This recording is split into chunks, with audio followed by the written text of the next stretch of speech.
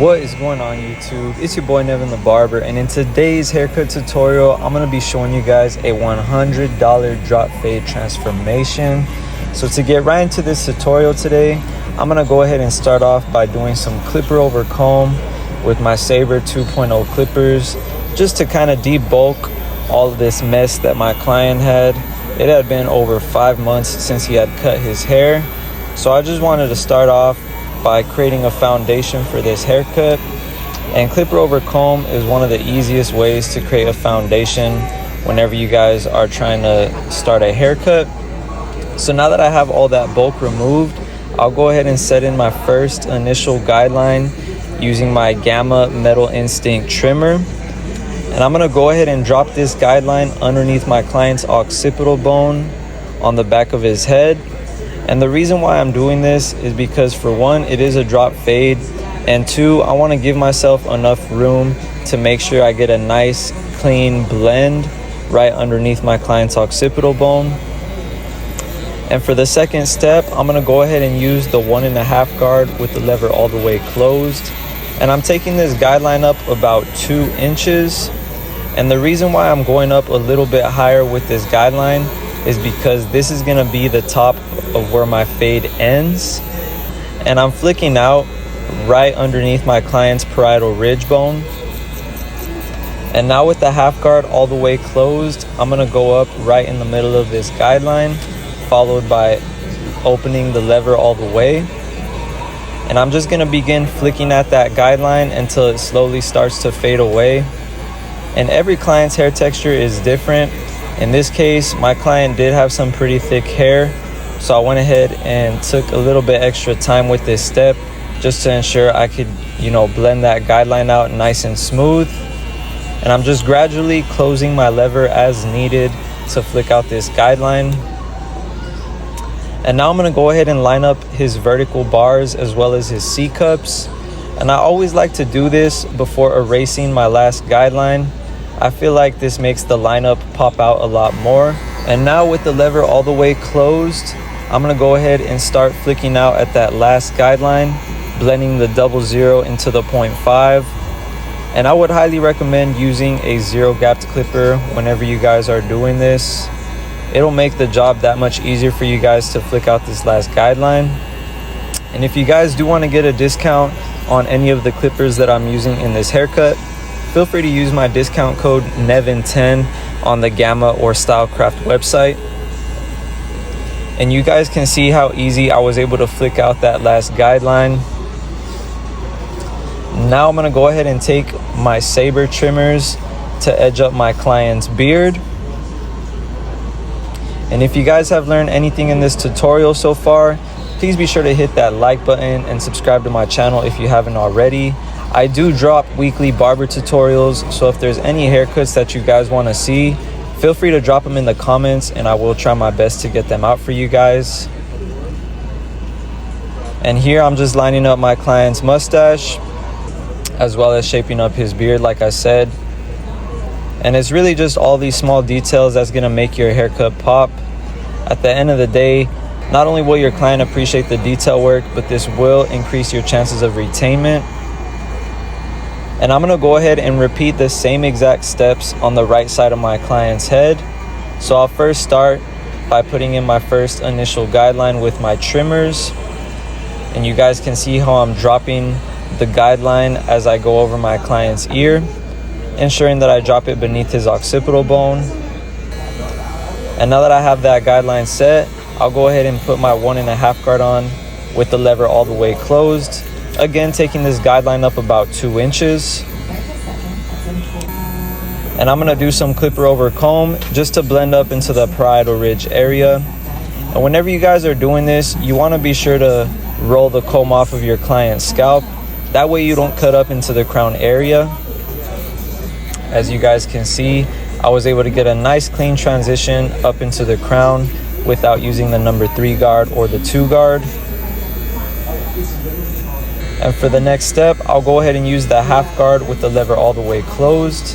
And I'm taking this guideline up, going up about halfway, which is equivalent to about 1 inch.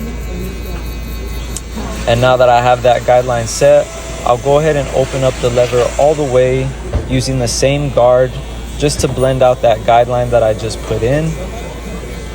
And as I mentioned before, just be patient with this step and really pay attention to your client's growth pattern. Sometimes you're gonna notice that clients have hair growing in different directions. So in that case, you guys just wanna use the corner of your clipper and angle it in the direction that the hair is growing out of the scalp. And just be patient with it. You guys can see how this guideline is slowly starting to disperse away. And now I'm gonna go ahead and line up my client's C-cups as well as his vertical bars. Once again, like I said, I feel like this really just brings more contrast to the fade and the lineup. At the end of the day, there's really no right or wrong way to do this. This is just personally what works best for me. And now I'm gonna begin attacking that last guideline using no guard with the lever all the way closed. And this is cutting the hair down to a 00 length. And this is the only time during the fade where I'm gonna go from the lever all the way closed to open. And I'll just gradually open the lever as needed to flick out any last dark areas that I see. And you guys can see how this fade is coming together with these few simple steps. I only use the 1.5 guard and the half guard when it comes to my fading system. And like I mentioned, there's really no right or wrong way to do this. This is just the most, effective system that's worked for me personally. And I'm just using the corner of my blade to put in any detail work as needed.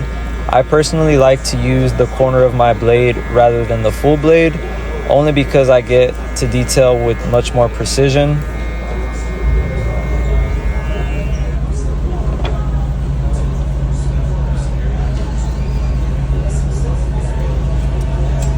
And now I'm gonna go ahead and take my trimmers to flick out that last stubble guideline, ensuring that I have a nice clean transition from the skin into the fade.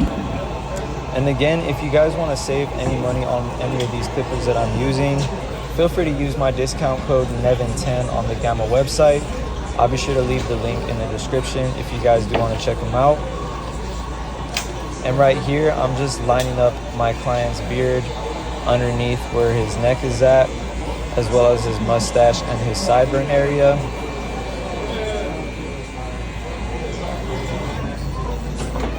And same thing on my client's cheek. You guys want to be sure that you don't cut too much or dig in too deep. Nobody likes a pushback hairline. Same thing with the beard. Most guys like to keep it nice and full.